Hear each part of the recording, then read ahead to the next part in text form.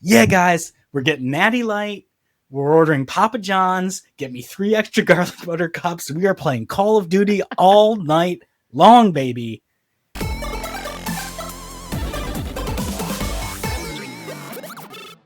Stay ahead of the competition with Sensor Tower, the trusted source for mobile marketing intelligence.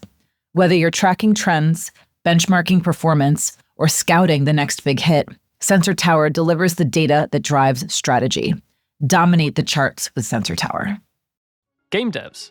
Here at Heroic Labs, we know that great gameplay is what players love, but integrating metagame features like challenges, progression, and rewards is crucial for retention and monetization. But coding them is a tedious and time-consuming process. That's why top studios have turned to Hero from Heroic Labs. Hero provides a complete suite of battle-tested metagame features that are quick to implement, letting you spend more time on the core gameplay experience. Ready to ship fully featured, engaging games? Check out Hero today at heroiclabs.com. Hello, everyone, and welcome to This Week in Games 345. I'm Jen Donahoe. I fill the marketing and publishing, and hosting role, and bringing back some OGs today. Super excited because Cress is off taking his daughter to Penn, and Mishka is gallivanting and partying in Gamescom. So here's who we have back today. Well, Phil Black, first chair again. Yes, I'm first chair. Resident Cat Dad. New title, first chair. First chair. First chair violinist. Did you play a string instrument, Phil? You look like you did. Oh no, No. like violin. Clarinet? Violin Clarinet? for as long as I could suffer for. Yeah, I did violin 14 years. Cello. Whoa, that's Cello. impressive. You seem like you play the cello. I got this. You seem like a band kid. Weren't we all band kids? I played Laura, flute. trombone. Like, oh God, no. Trombone. No, I was What? You were one of the cool kids, Phil. No. Well, hold on, Jen. Really? You played. I thought you played soccer too. I did. Yeah. Yes. Okay. You can do both. Yeah, you can't be put into a box. Yeah, no, That's not this normal. one. Not this one. All right, Laura, All right. Who- I'm introduce still puzzle- yourself. Yeah, still puzzle product queen on the inside, and then working with blocks on the outside. Yeah. Oh, okay. Well, I guess we'll get to that in a second when we ask you how you're doing. Ethan. And then I'm back. The backup to the backup host. We're both here, Laura. We're both here because Cress and Mishka were too busy doing cool things.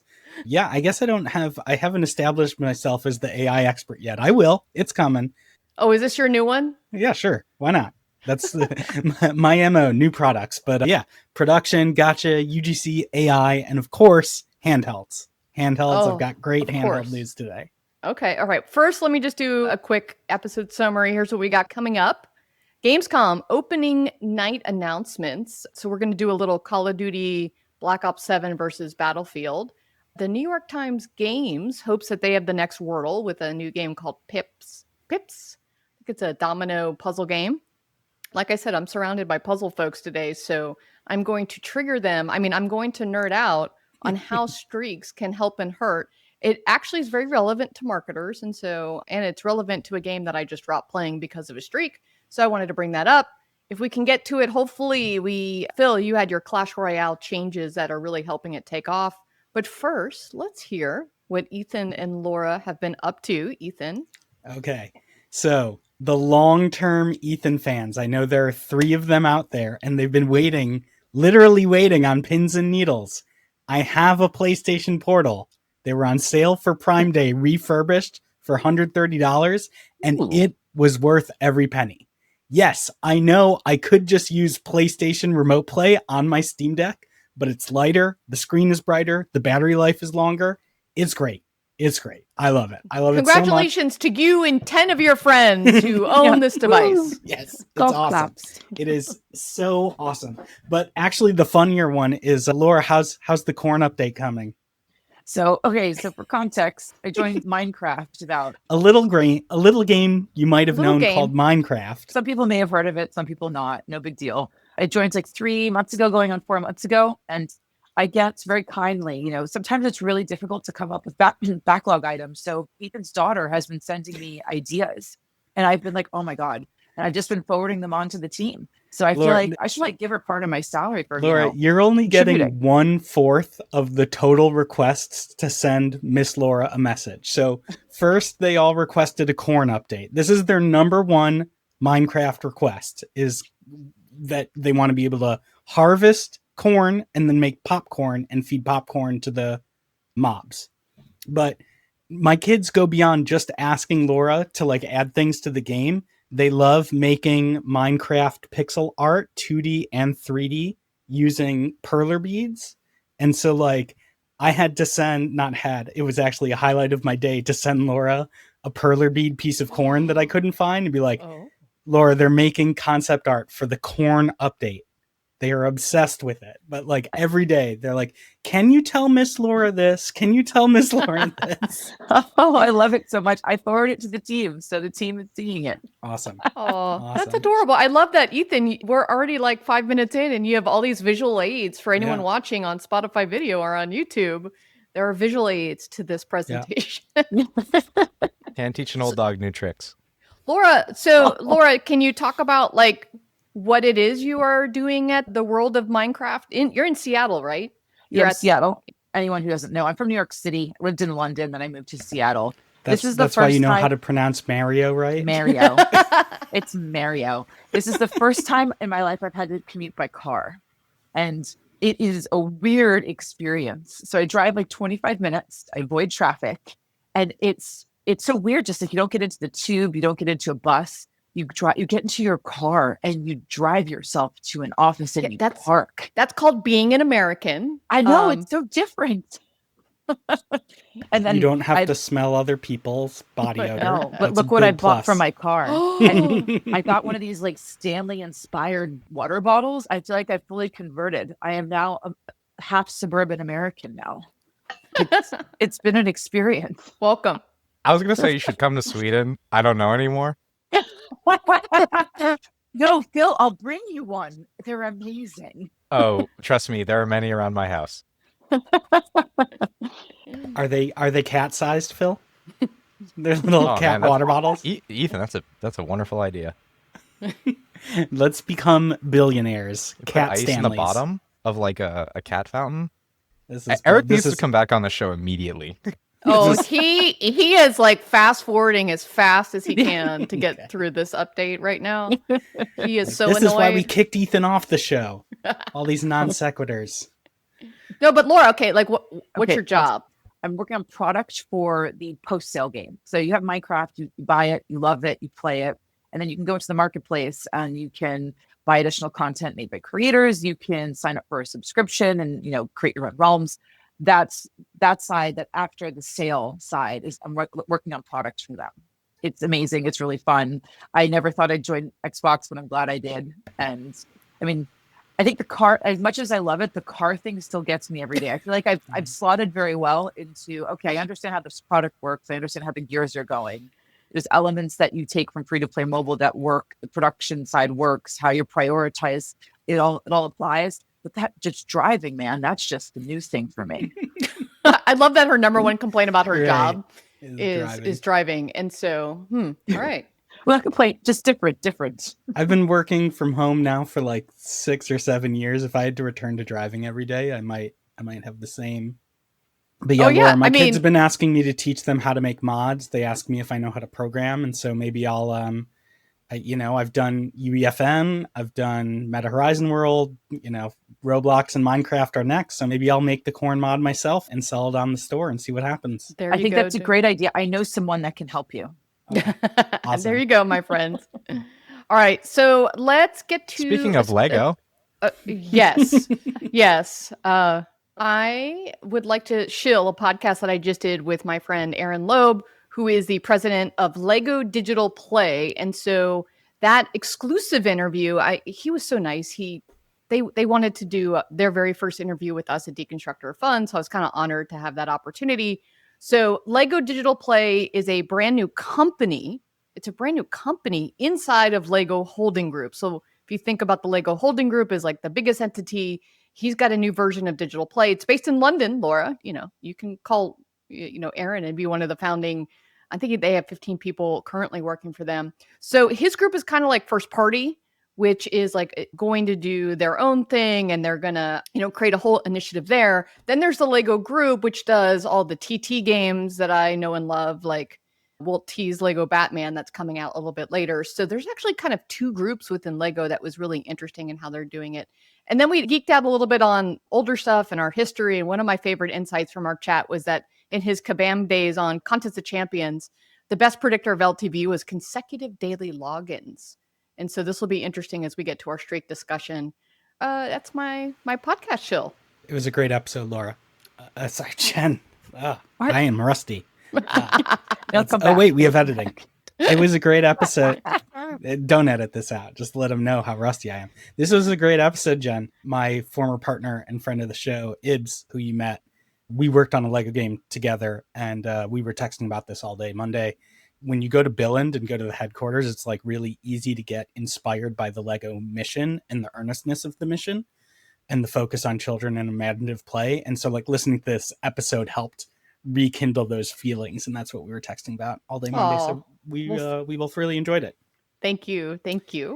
I want to go back and do a few other shills. So because it's Gamescom, Pocket Game Connect is doing some awards. So congrats to AppCharge, who won Best Payment Service Provider at PGC. Good job, AppCharge. And then our friends at Heroic Labs celebrated 10 years, announcing that they support 6 billion IAP in revenue and 600 million installs, and have asked Crest to upgrade them from the Mice Nuts status. Only Crest can do that, so we'll see if he'll do that next week for those guys. I had two really quick shills, and these are both fan requests, community requests, so DM me on the Deconstructor Fund Slack or reach out on LinkedIn if either of these are of interest to you. I'll be in San Francisco in September for Meta Developer Connect.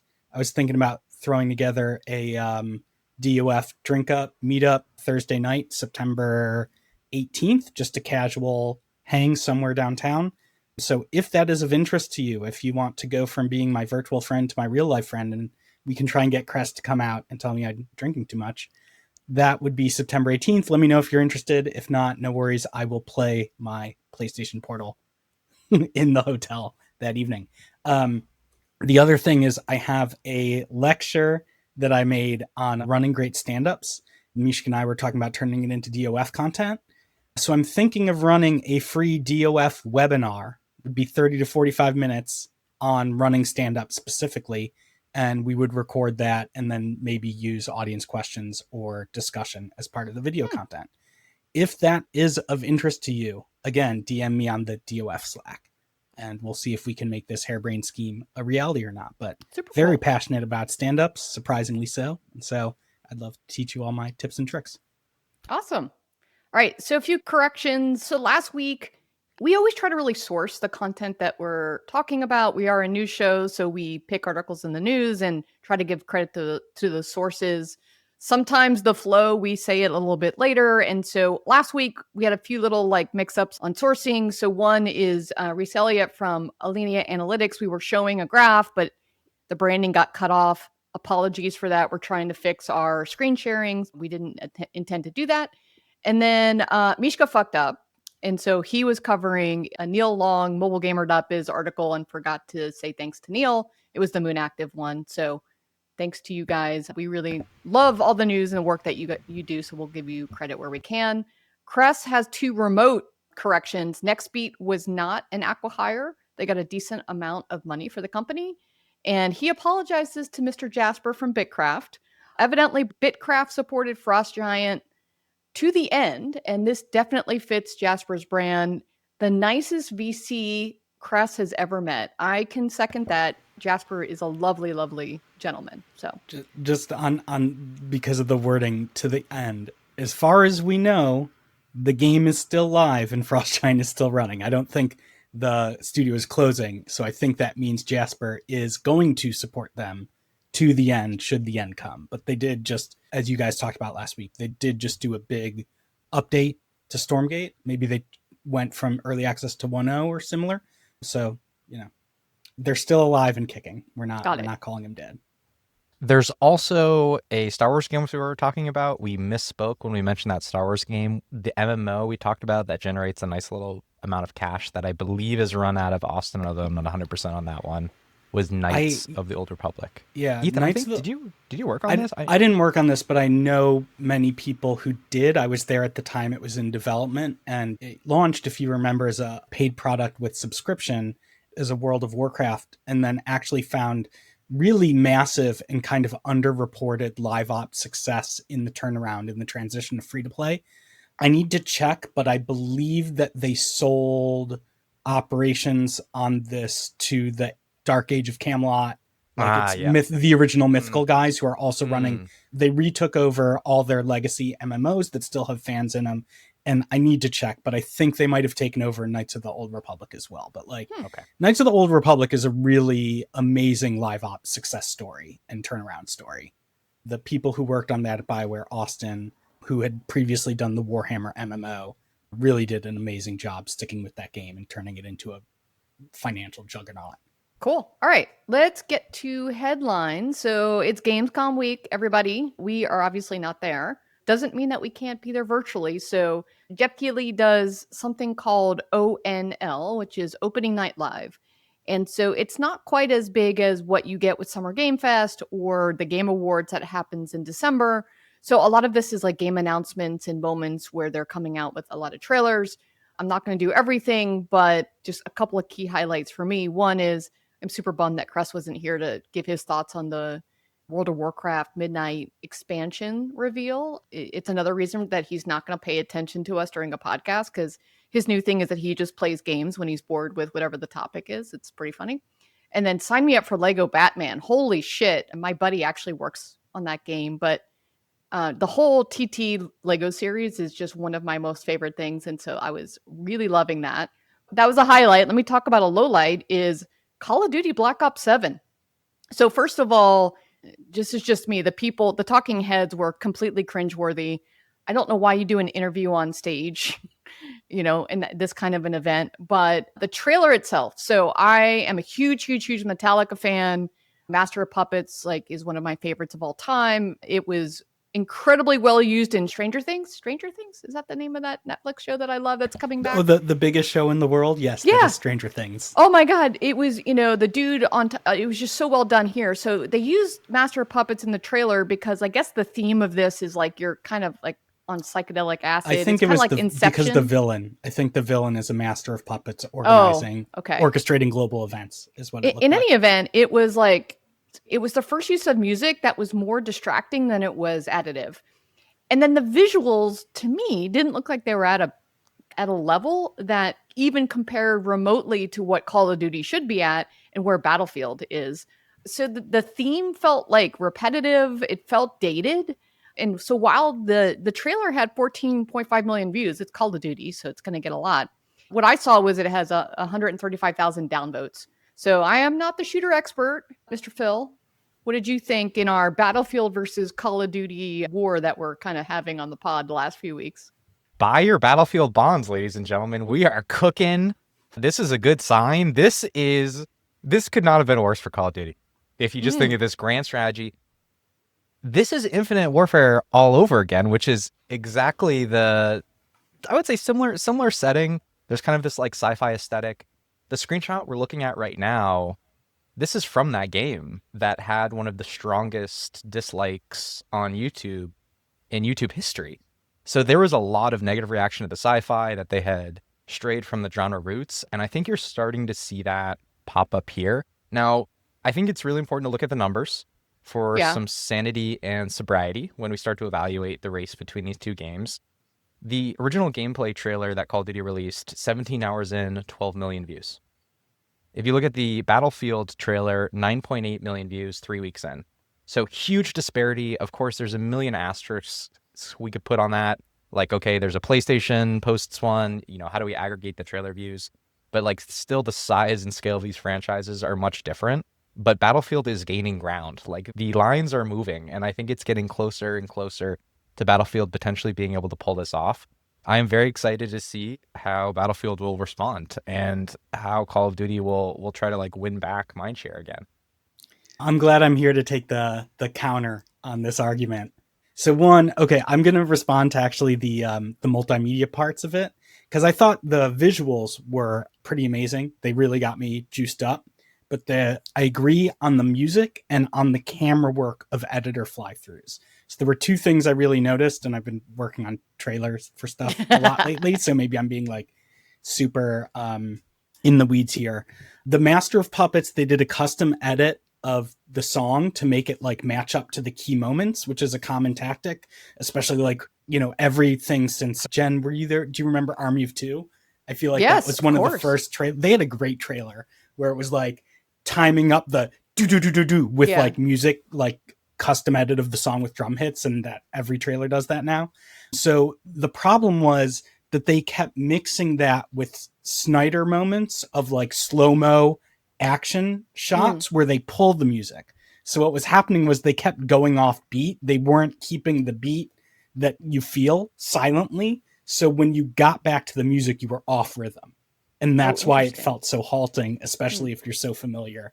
Well, since we're all orc dorks or band nerds, that really makes sense that we're all feeling that Yeah. being off. And then the other thing that I noticed with the visuals was like the environments look amazing, but I'm pretty sure that the fly-throughs were captured in engine with the controller and not with someone setting up a spline with custom camera motion and then recording their screen.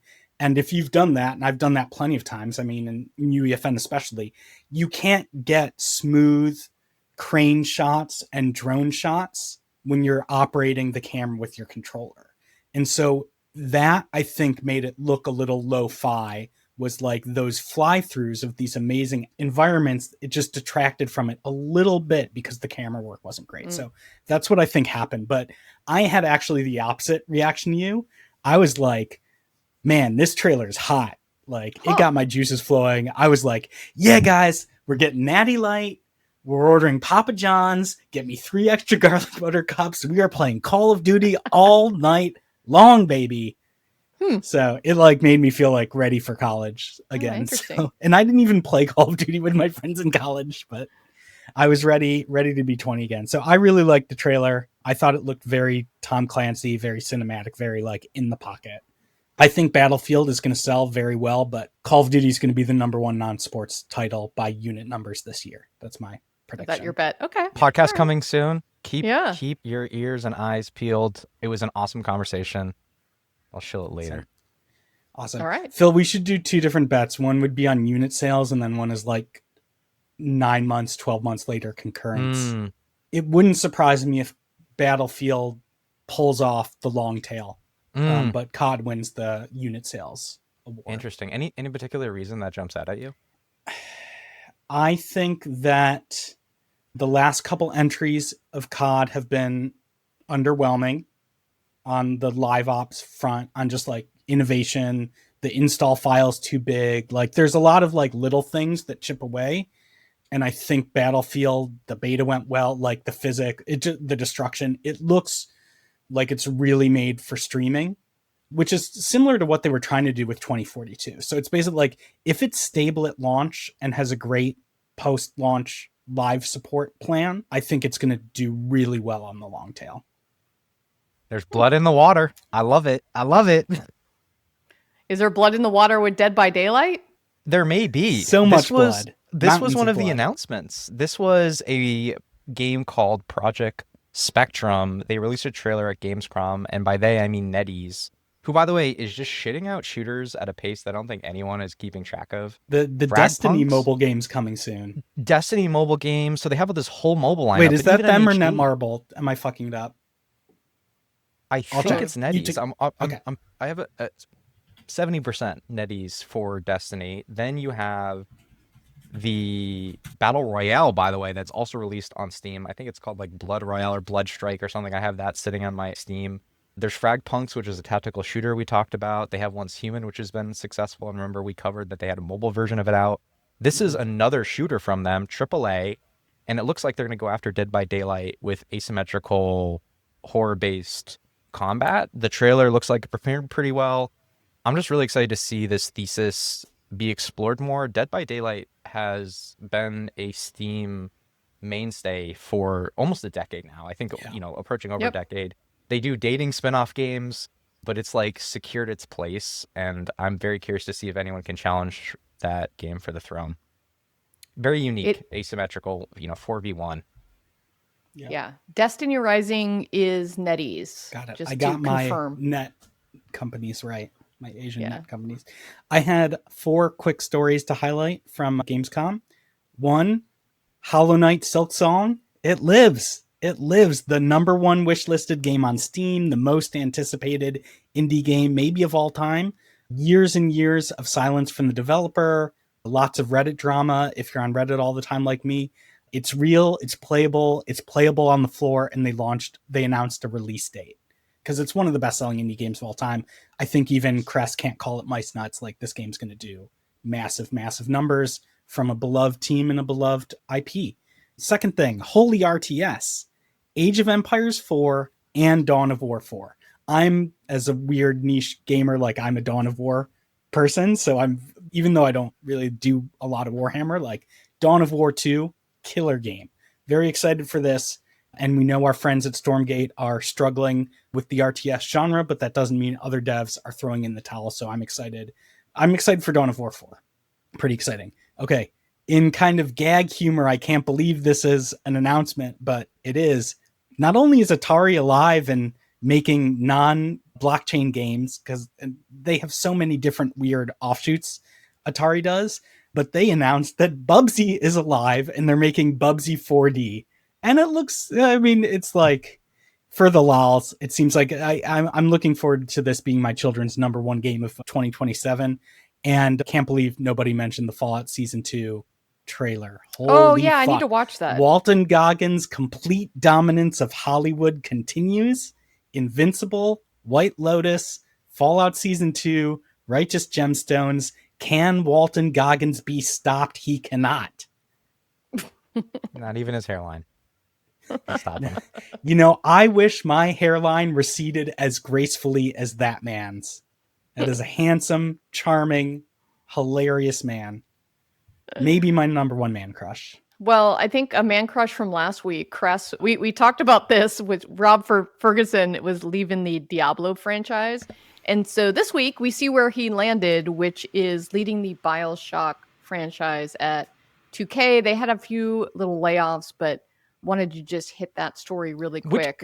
One of the best pieces of content I did for DOF was an interview about production with Rod Ferguson. I actually re-listen to that every now and then when I'm like, that was great, in Ethan. the doldrums of production, when I'm having like real trouble. So go back and listen to that one. He loves the craft of game production, and there's a lot of insight in that one. So congrats, Rod, on going back to this franchise and continuing to be the closer.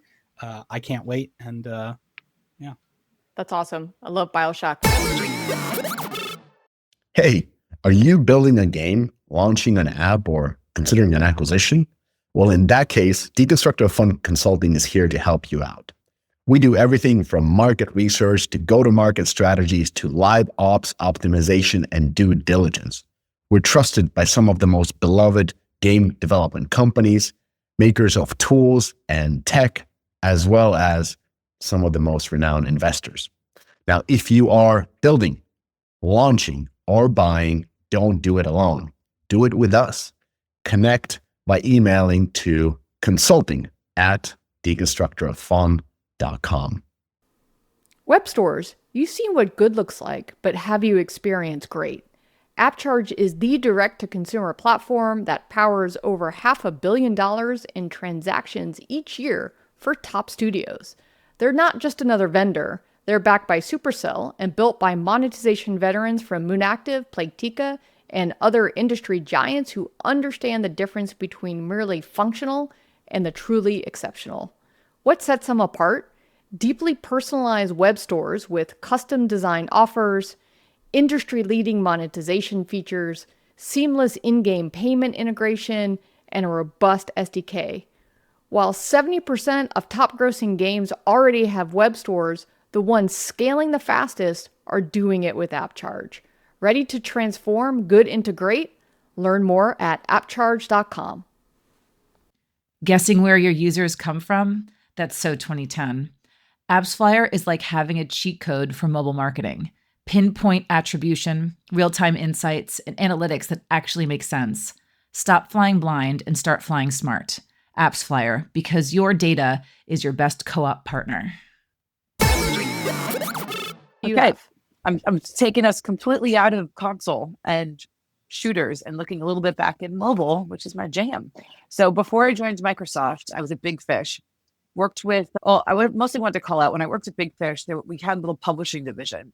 The division was no longer a division anymore. Everyone went out and did their own things. Some of them actually got together and formed their own studio called Plan A Games.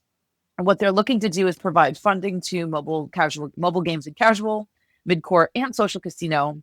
And I thought of that cool little like slogan for them.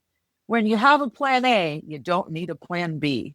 I thought that was really good. Anyway, so Plan A Games is being led by CEO Gary Rosenfeld, who I used to work with. Super, super smart guy. His background is BD, legal, a little bit of everything. He's awesome. And their chief data officer is Hui Wim. He was the head of kind of the performance and data when I was at Big Fish. And then the board member was Mike Lang. So Mike Lang was one of the presidents of Pixel United, which was the parent company of Big Fish when I was there. So what they're doing is one-stop solution for first world-class developers who need UA marketing capital to grow. Our data-driven approach also includes proprietary tech that will identify fast-growing mobile games, provide developers with real-time performance monitoring that integrates seamlessly into their own backend systems. Why I think this is interesting is, one, there's lots of publishing studios, but what I have seen them do that I haven't seen necessarily other publishers do is the amount that they put into their forecasting model. So at a time when you're making a game, it's really hard to get funding. You have really good early metrics. What I've seen them, when I've worked with them, what I've seen them do is be able to go in, assess, and use kind of pretty advanced modeling techniques to predict with certain levels of investment how far this game could grow. So I thought it was really cool. I think their background covered this nicely, and I do hope this gives a lot of developers that are trying to make a game, get it out, a chance to launch it if they can't get if other traditional techniques would not necessarily get them that money. So wanted to cover that a little bit. Yeah, lots of this popping up in my newsfeed. A lot of funding of the UA. Cool. All right. Do you want to intro us to our next deep dive into Pips from New York Times Games? Yes. So Pips. I don't know how often this has been covered, but there's like a mini game war, or maybe a race is a better term, between New York Times and LinkedIn. So they both have been creating these quick, snappy 2 to 8 minute games that can be shared either proudly or shamefully with your network. LinkedIn started with Pinpoint, Cross Climb, and Queens. All of those are actually quite fun. They launched a Zip, Tango, and a mini Sudoku. New York Times has Wordle, which we all love and I still play. Spelling Bee, Connection, Strands, Letterboxd, and Tiles. And as you've announced, they've just launched Pips, which, if I remember correctly from my British living in England, a pip is a stone inside of a fruit. It's like a seed. So I thought it was a cute little name. Probably not connected, but. Well, maybe does that translate visually to what a domino is, I guess? I mean, it's kind of a dot, right? I think the dots are pips also. Oh, is that what it is? I don't know why I think that, but I do think that. Okay. I am not a dominoes player, but here's the story. New York Times Games just launched a new logic game called Pips. It's a puzzle-based take on dominoes. They think it's going to, and they hope it's going to overtake Wordle. So, and Laura will kind of walk us through like the gameplay in just a second, but just a couple of numbers. Like on the average day, tens of millions of people visit New York Times Games to keep their Wordle streak alive. So now I'm going to talk a little bit about this game in how it relates to streaks. 2/3 of the site's weekly visitors play 2 or more games, half play 4 or more. So the thing that I want to focus on was the streaks idea. And since, I'm surrounded by PMs here and who listen, you guys are going to tell me this is like noob 101 level PMing, but hang on everybody else. And let's just, dive in for those who might not think about this. This popped up for me because I love podcasts, and I was listening to one called Choiceology, which is a bit of like the psychology of like investing and different topics. And so one of the podcasts was called Hooked on Streaks, how streaks can be both motivating and demotivating. And so as a marketer, I was like, like, let's see what the overlap is to like what I do every day. So this is just, so we're kind of talking the same streak language. This is how they define streaks: 3 or more consecutive actions of the same behavior that happens within a defined interval, typically daily. So we're, like, it's kind of, if you think about like a daily check-in or what you do with Wordle, and there's 2 states. One is like you have a streak, and the other state is it's a broken streak, and then there's a gap. And so for Wordle, this is very much around, the consecutive days that you solve the daily puzzle. If you miss or fail to solve it, you have to reset your streak. And, I've seen a lot of people just talking about doing everything possible to keep their streaks going. So Laura, like, tell us a little bit about this game and what you saw with Pips. Okay, so Pips. It's looks like dominoes, but it's not dominoes.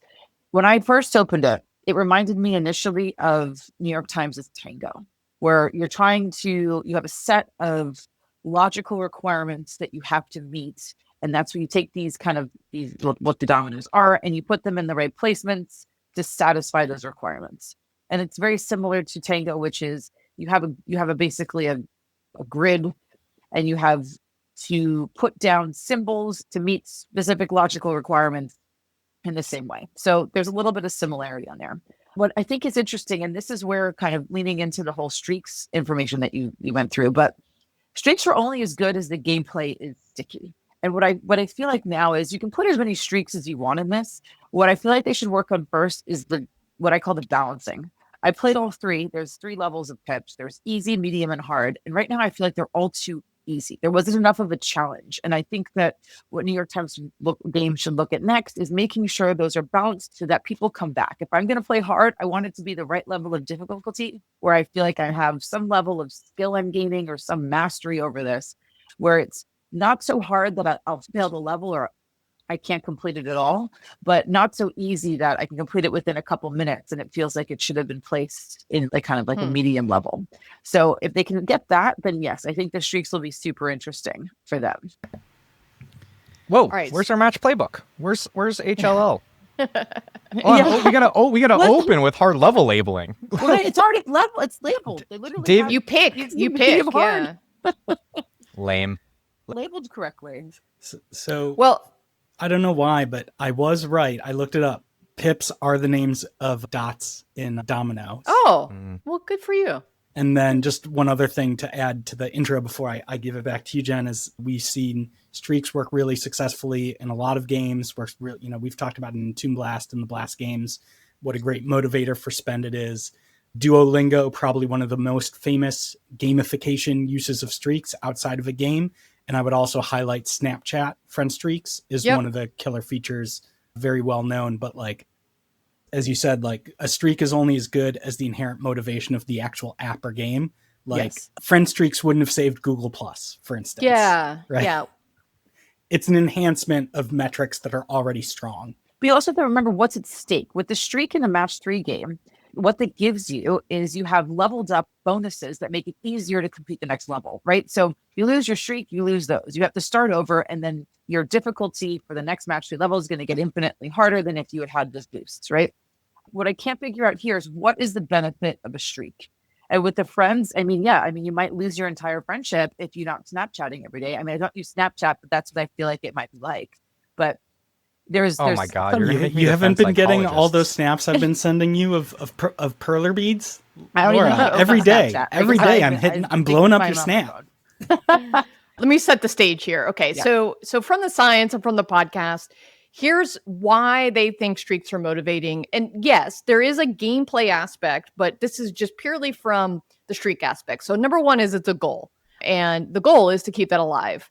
Number 2 is the messaging and the way that you frame it. It's like framing this behavior of an intact streak versus a broken streak that makes you want to continue it because we're telling you that this is what you want to do. The anticipation of loss. So loss aversion, it's one of the most motivating things in the world. So that's there. And then once a behavior hits 3 or more consecutive actions, it's cognitively coded as a streak, which strengthens the momentum and the commitment because your brain wants you to do it. Okay. So here is when it becomes demotivating, which was incredibly interesting to me because I think when I play games, I see so many people do this incorrectly, and they message incorrectly when they break a streak. And it's, many of them like punish you. So a broken streak is a goal failure. So when it breaks, people experience that as a fail, which is really like no one wants to fail at their goal. And so it's worse than just missing a day is when you kind of see that goal was missed. Lost aversion post missing it. The pain of losing that streak depresses re-engagement because you don't want to go back to the thing that just told you that you suck. Now, in the podcast, was this evidence-based or was this conjecture? Because I'm sure a PM from Duolingo would tell you that they make a ridiculous amount of revenue on streak repair because of that shaming, and that these academics have no idea what they're talking about. They claim that it's evidence-based, but they do reference Duolingo actually as part of the podcast, which is why we're looking at the sad owl right now, Right. and why Duolingo actually changed a lot of its behavior in how they treated streaks. The last motivating factor is all or nothing trap. The streak frame can trigger perfectionism after a break. Many think it's ruined and they quit entirely. So the reason why I wanted to talk about this is this kind of happened to me on All in Whole, and it was a very, very simple one. It was just a daily login, and I was starting to not play as much because when you sit down to play one of those matches, it's like a 3-minute commitment and you can't be interrupted, or else every time I come back, I miss my game and I lose my boost, and it's this whole thing. And so what it was doing, it actually just kind of made me not want to play anymore. Once I broke the streak, I was like, I'm done, and I haven't gone back. And so the thing that I found most interesting is how you brand and message these streaks can be crucial to avoid the demotivating impact. And so they actually gave you a list of do's and don'ts. And so the first one in the don'ts category is, what the podcast talked about was the sad, using a sad mascot to make you really feel guilty and shame. And the sad owl was infamous for doing this. I think they've actually retired the sad owl in a bunch of different places. The other don't that they had is don't make it all or nothing. A single miss should not reset everything. I think this is where we're going to go into the do's and what Duolingo started to do differently, which was number one, downplay the breaks. They offer streak freezes or repairs. They help you prevent a missed streak.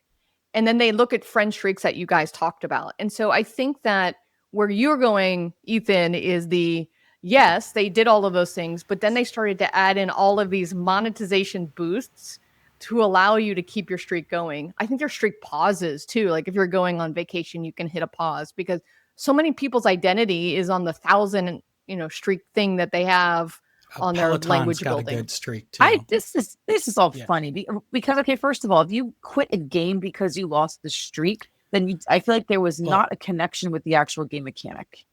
Right? Yeah. The whole purpose of the streak is not the streak itself. It's to get you to continuously play the game. Right? So if I dropped this entirely because of the streak, then I feel like then the game mechanic wasn't that appealing to begin with. Yeah. There is a team here that's screaming at this podcast right now, which is the Squad Busters team. Because if you remember, they removed streaks from Squad Busters. That was a core component of that game where they built the whole game around that match framework of streak preservation. Remember, they had the badge that showed what your streaks were.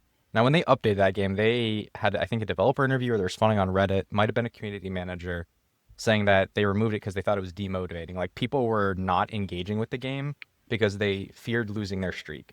And there was a probability that could happen. See? And that is, I think, a fair notion to have, but there are also ways, of course, to address that. Psychologists are awful. Please don't listen to them. They have no reproducibility. Ethan, we should shit on them. Why are they defining this as 3+ activities? Why are they? No one asked for this definition. This is just bullshit. It's the over whatever as a designer decide. of it is ridiculous. Yeah, right? Craziness. And but I would disagree with also Laura and Ethan on streaks are conditional on improving already good metrics. Streaks also work on things that are crap too. They have a marginal effect. They won't save a product. Well, that's what I'm saying. It's the same thing with daily logins. A daily login is not going to save your product. Exactly. So that's my point. A streak will not save a product. And I agree with you. The way Match has integrated streaks and the way we integrate streaks is far more utilitarian than even Duolingo. And then the degree of which a streak is powerful correlates to a degree with which it holds utility. I completely agree with that. I think the thing that streaks do, that the psychologists I will give credit for, acknowledge that I think is the core driver of streaks, because we can take away all these other things. And it's the core driver of hard level labeling too, right? That is the big experiment result from hard level labeling is not just that hard levels increase monetization, it's that, if you remember that test, it's all the levels had more monetization. And the argument that team at the experimentation group will make is that it was about goal setting, right? Streaks are about goal setting. This is all about goal setting. That's a very like game design insight. And so that's why I think this is such an interesting result, is streaks really do hold across all these applications, no matter how utilitarian they are, because they help players set goals for themselves instantly. Like, it's a really cheap way to set goals. And then you can wrap it in all this other stuff.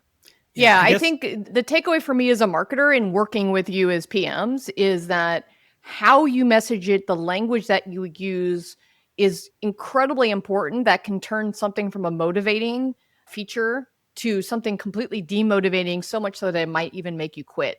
So if you are going to do this, you really have to be careful about the words that you use and the ability to, freeze or pause or make up for a missed streak. Yeah, I guess, I mean, my feeling when I hear you describe this, and Phil knows of my pop science, psychology, and behavioral economics love and how I get things wrong all the time. But like, I have a problem with applying this level of blanket academic conclusions to this type of real world use case, because game development and games and player behavior is not physics. It is not perfectly reproducible results. And so what works for one player base might not work for a different player base, even within the same genre. Like, even if you're looking at two different match games with streaks, different implementations will work in different ways. And then they're also very multi-factor. So a blanket statement like shaming the player doesn't work. Well, it depends what your goals are, right? It might churn 10% of players who the signal was saying we're going to churn anyways, but at the benefit of getting 30% of non-spenders to make their first spend. It's not as simple and isolated. Are you making the like Dick's Last Resort like mobile game where they just come and it just yells at you, and it's like the shame bell from like Game of Thrones is going behind you? Like, look, you just want to treat a player like shit and see if they I mean, I can tell you that one of the key motivators of spend within the mid-core games that I worked on is guild member shaming when someone is not doing their part within events. Mm-hmm. That is a massive motivator. Well, that's not streak related though. I know. I'm just talking about shame as a factor in motivation. And that was one that, we don't have to, all we have to do is put the leaderboard up and put a pop-up that announces the winners once a week. We don't have to do the shame. The players do the work for us of shaming other people into spending money and signing in every day. But it's just like, I'm very allergic to a blanket statement like shame does not Ethan, work. I toast my Stanley to you. I agree. Well, okay. So I think you make a point of solo versus social shaming. That's a thing. I'm trying to relate it to streaks in that these are some watch outs as you message things that you should consider. Like that. It's just like you have to test it in the context of your game and your overall metrics and business goals. Right, Phil. And so just don't just do what the academic said because of a poorly messaged study. I don't know, Phil, you do a lot of academic research. Am I on psychologists accurately or unfairly? Oh, not enough. Certainly not enough. We go on for many, many hours. They couldn't reproduce their way out of a box. The other thing I'm just going to throw in here because it annoys me and I need to make this point. Loss aversion is a thing. That totally is a thing. But the question is like, what is it that leads us to have this insight of loss aversion? What does it actually mean? Yeah. And so the thing that I think people miss out is like loss aversion is a natural function, not of some weird behavioral insight about like losses and gains and framing and like prospecting theory and all this weird like instrumentation. It's a neoclassical result that if you have a diminishing utility kern, that you lose more by going one step back than by going one step forward, because your utility curve is curved inward, like an ARPU curve you might have. So you lose more by going back than going forward. Weren't they probably using this in the behavioral economics way, like loss aversion, losses hurt more than gains feel good? Yeah. No, I agree with that conclusion. My only disagreement is, what is the theory that lends itself to that insight? And then how do we make that a testable hypothesis? To your point, Ethan, under what context? Are there external validity? All of those things. I think sometimes it gets misclassified as this kooky, interesting behavioral result that's cutting edge. And like we've known this forever, and it fits into the natural paradigm we've been talking about. Yeah. Let me test my hypothesis with you, which is when an app or a game becomes part of someone's identity, that is when streaks are powerful. So an example would be if my partner Ibs tells me, hey man, I've got to go hit the Peloton. I have my 455-day streak. Or someone at work posts, I've got I've seen on a resume, like 1,000-day Japanese Duolingo streak. Or Jen, you talking about your performance in match games and match game events, and same with you, Laura, and like what level you're on. Like once you start taking pride in something, that means that this experience has become part of your core identity. And this is when a streak becomes a very powerful motivator of behavior. Whereas like a good example would be, I'm playing Dynasty Warriors Origins right now. Like I'm going to play that game for 2 weeks. Like it's not going to change my identity. And so like a streak in Dynasty Warriors Origins wouldn't get me to participate in a battle every day. But you were on the thread of a really interesting insight, right? Which is what I think the psychologists in this situation missed out on, which is what you have game design brain, which is always the most valuable for experimentation, which is like, how do we take streaks and then like, how do we light it on fire? And like you were talking about shame and fame. Okay, Duolingo has elements of this, right? That's how you like increase the incentive around this. How many streaks have you had going every single day? How can I show that in front of a community? How can I emphasize the bottom 5 clanmates in a 4X game if they don't hit the help button? Oh boy, that'd be an interesting experiment to run. Right. And there's other things that like Super Lightning Ball. We didn't even talk about that, right? That was like in the last couple of years that every game implemented this, which by the way, it did work across games. There were changes to your point, Ethan, you have to make to fit it in a particular game economy. But like that exploded. There's clearly something here and no one is testing the bounds of it. And again, it took Match, what, Laura, 10 years to figure this out, that we should do a tier 4 win streak? I mean, that's just insane to me. It took us a lot long. Phil, longer. 10 years. Phil, Bejeweled 2 is like over 25 years old. Think about like the original Candy Crush, where we draw the starting line. But 25 years, that looks even worse. We need the Dave Nelson call. Woo-hoo! Dave Nelson, come back. Okay. Why do we want him to come back? Tell me. Because I don't. He did a lot of the experimentation for when we worked with King together. He did a ton of the experimentation for these types of features. Most of the features that became playbook features, streaks, winning an offer, piggy bank, all of these. Right. He's like the father of, I would say, playbook features. Well, Oh, nice. Okay. I'm ready personally to continue our streak of talking about Supercell games on the podcast. Oh, shoot me. that was so good. That was so good. I forgot to add in. So Comic-Con was a couple weeks ago, and we had a bit of a ban on Supercell talk too. But did you guys see all of the fun, like life-size Brawl Star characters show up at Comic-Con? It was like the perfect, you guys, I hate the word transmedia, but it was Brawl Stars at Comic-Con. I had never really seen a mobile game show up there. So that was a lot of fun. I didn't see that, but I would say I'm surprised by the amount of teens and tweens wearing Brawl Stars clothing and Brawl Stars backpack and like Brawl Stars branding that I see here in Charleston. Like I would expect, Minecraft, Sonic, Mario, that I all expect, but like No, Fortnite, it's too young. What? Brawl Stars is a teen game. Is a tween and teen game. Right. We'll talk about that. Right. But I'm surprised by seeing that it's popular enough that I'm seeing the branding in clothing, in streetwear and, schoolwear and stuff. Yes, Yep, because I see it too. in franchise management, games can actually go outside of the game universe and expand into other franchises.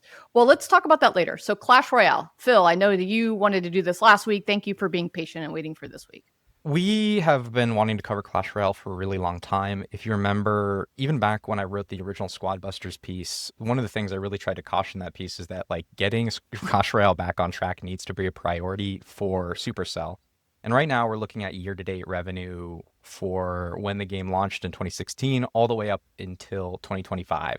And so if you look at 2023 where things were really in the shitter, their run rate at this point was $151 million a year. That is down from $700 million in 2017, its height. So it is a dramatic fall for the game. But if you fast forward to 2025, they're in a much better place. They are up 39% year over year, year to date. They've already made $198 million, and that's not counting any Supercell web store revenue. So they've really gotten this game back on track. And the reason they've needed to do that is because Brawl Stars is now returning to KPI Earth. And so when we look at the portfolio, you can see that Brawl Stars has shrunk quite a bit. It's not really where it was in May 24 when you were hearing LinkedIn post after LinkedIn post deconstructing what they were doing, their live ops events. It's in a much more moderate place, and Clash Royale is actually making the lion's share of revenue for Supercell right now. It's completely replacing what Brawl Stars had done a year ago. And so I think it demands a level of attention given the size and scale of this. This game right now, Clash Royale, is the single thing keeping the Supercell IPO dream alive. Without this, they have no narrative and no story. And I've been shocked this hasn't been getting more coverage. And I've been trying to get back into the game, and I want to really thank someone at Supercell for helping get my account back. That was actually one of the reasons we did not have good TWIG coverage on this or Clash of Clans or Brawl Stars, is because I didn't have my account saved. So thank you for that. But the game has changed dramatically, and I think you can just tell the story of Supercell when I've gone back and I've visited this game. So if you look at the home screen here, things have changed dramatically. There are no longer these time chests. That mechanic has been ripped out. I don't want to do a full review here. I know Yaka from 2.5 Gamers is working on an episode. I think it might be released by now, which I'm really keen to listen to. I'm also going to write a piece later. But if you look at the left-hand side, do you just see those little circular icons on the left and on the right? It's those UI elements you see on match games. It's those UI elements you see on RPGs. It's those little live ops or information boxes. I never thought I would see this in a Supercell game. And it kind of just speaks to them running the normal playbook that we expected them to, the normal live ops playbook. When you go to the store, you see a shit ton of direct offers, more offers than you've ever seen in your life. They're all priced in real world currency, which I was really confused by, but they clearly have an offer game and a personalization game. I mean, we've seen this across their other titles, but again, just speaks to the size and scale that they have. They've introduced evolutions. I mean, when we look at this game, and if you dive a little bit deeper, the way they've grown the product is really just adding more and more gacha to the game, which I've been shocked by. I really thought when the game launched, it'd be more in a CCC direction. Instead, it's vertical progression. This evolution feature has been huge. I don't want to go into a ton of detail now, but I would say it'll be interesting to see how they continue to expand the game. They've talked about building it as a platform, and so they looped in Clash Mini or auto chess into the game, which makes sense when you look at the numbers for this genre, which no one has basically followed, this 1v1 kind of real-time genre. The way Sensor Tower categorizes it, the number 2 game in this genre is actually Teamfight Tactics, the way, again, Sensor Tower defines it. And so that makes a little bit more sense of hey, let's pull in Clash Mini. I don't think the results have been great so far from when the revenue bump happened. They're adding separate progression, monetization. It's tied in a really clever way. The UI isn't, it's a little bit rough right now, but again, we're starting to see this strategy of hey, we're going to be a platform. Let's add all these different modes in. Let's use these characters in a variety of ways, and let's try to eat more of the market. It's a strategy that you can only have if you have a lot of headcount. And I'm not quite sure this one has spread its wings yet, but they're still up in terms of revenue. Didn't they cancel Clash Mini because they it did, was and they folded only it in. on track to make 700 million a year? Only in quotes. Wasn't that the thing that it was below the $1 billion threshold? And so the team decided to cancel it and throw it into Clash Royale because it was only going to make 700 million? Oh, I don't know if that's the case. I don't know That would be where really I'm dumb if that was the case. I would do 700 million a year. Well, that's what I'm thinking. If I'm right on that number, I mean, obviously it's impossible to know how much Clash Mini worldwide launch would have cannibalized Clash Royale revenue. You can only guess, but I suspect that somewhere in Supercell there is deep regret of canceling Clash Mini as a standalone product, given the challenges they've had launching new IP in recent years. Why not just revive it? What do you think would hold them back? Why not just I mean, it was in software for a long time. I haven't played Royale enough to know how it's integrated into the game. So it's not a Control-C, Control-V at all. All the assets have been changed. The framework is kind of there, but it's really different. Yeah.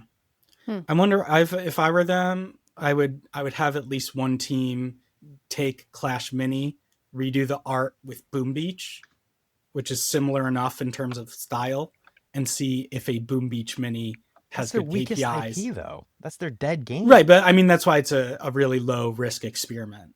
I see what you mean. Yeah. Hey, on the Supercell, have you been paying attention to Moko at all? Ever since, other than that LinkedIn viral thing? I mean, my question is to Jen. I have no idea what's going on in that product. I don't really understand the launch. I'm confused. The numbers don't look great. They're not pressing the UA button. I mean, I'm all for experimentation. I just don't get what the thesis is. Invite only, Velvet Rope. scale over time? Is this Still? like the inverse Yeah. Squad Buster? Wait, No, they opened but it. this- I thought they opened it. It's worldwide now, yeah. Yeah. Okay, so let's say when we were at GDC was when No. the invites are going out. If it was still Velvet Rope, I'd be very surprised. So this is the anti-brand marketing launch? Wait, are you serious? This is free for anyone to download? It was like number one for at least a week on the free downloads US. I didn't. Well, let's look it up. Let's let Laura tell us about her yeah. life in Nintendo Sorry. World because she's I'll gonna be bust I'll be out in a quick. second. Yeah, because I gotta take my Stanley Cup and my car, and I gotta vroom vroom all the way. So, all right. So I want to just cover a little bit. I'm joining Microsoft. I bought an Xbox, and I realized I actually prioritized the Xbox over a Switch 2. And then I was like, well, what's going on with Switch 2? And one of the things that I think that's made it very difficult for me to kind of get on the Switch 2 bandwagon is I don't really have many games for it yet that I want to play. A lot of the games are still available on Switch 1. And so I had a little nose around. What it seems like they're trying to do is one, beef up their catalog, because right now I think they have the new Mario Kart, the new Donkey Kong, and now for what looks like going to be the holiday drop is going to be a remastered or a reimagined. It was called Kirby Air Ride, and now it's going to be Kirby Air Riders. And there was a 45-minute video from Masahiro Sakurai, who talks about this game, from concepts to the release, kind of as a build-up, because it's going to be coming out in November 20th for the holiday season. And frankly, I mean, it's August. If you haven't started thinking about what your drops are going to be for the holidays, you're just going to be too late for it. But there's a couple things I wanted to share. So I think one interesting bit about this is we've seen Nintendo basically take a lot of old first-party games from the GameCube, N64, all these, and remaster them.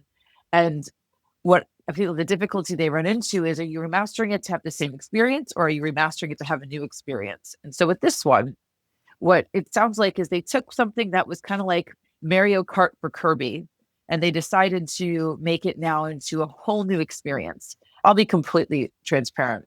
Once I was about 25 minutes in that video, I was like, okay, this is too much. I can't watch this anymore. Reason I brought this up is more for the take that Nintendo needs to get their button gear, and they need to start releasing more games for the Switch 2. There are people buying it. People are excited about it, but they're still going to have to make new content for it. There has to be more games coming out. I mean, are they, or am I going to buy my third copy of Zelda Skyward Sword when they finally remaster it again? Like, well, thank you for keeping Nintendo's economy afloat.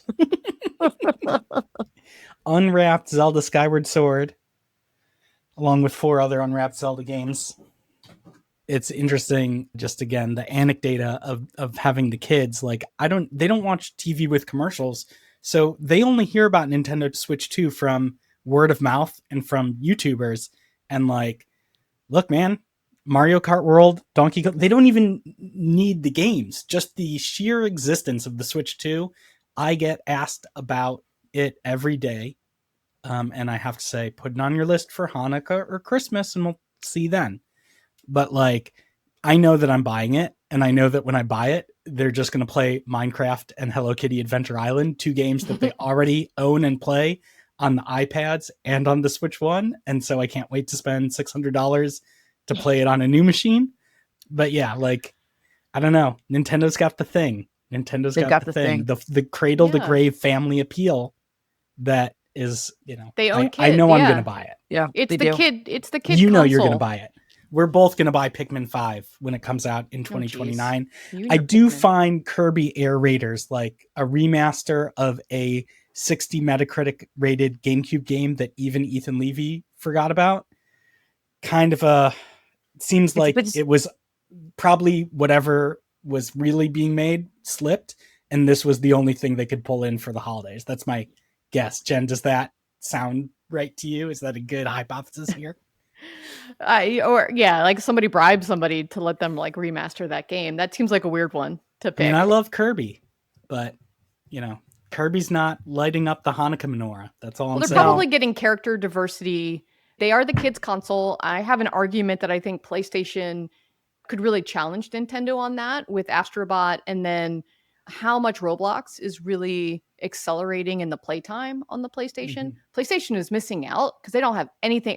Everyone always asks me, what games can I have my kids play? And then I'm like, Astrobot and Roblox, and I don't give know me what more else. than one Ratchet and Clank per console generation. Yeah. It's ridiculous. Yeah, no, for sure. All right. I think that wraps it up for the episode. You don't want to talk Thank about Baby you. Mario? Now that Laura's gone, we can call him Mario and not Mario. Yeah, it's Mario. It is Mario. All right, everyone, and Mario, we will see you next week. You did it. You made it to the end of the episode. As a fan of the show, it would help us out if you'd subscribe and leave us a review on the podcast service of your choice. Those stars and likes, while a small action on your part, mean a lot to us and help to grow the show. More importantly, are you a member of the Deconstructor of Fun Slack group? If you have 5 years or more of games industry experience, go to deconstructoroffun.com/Slack and apply to join. Join the games industry best professional community filled with peers always willing to lend a hand, or subscribe to our newsletter to get all the latest insights from the Deconstructor of Fun content creators. Thanks for listening.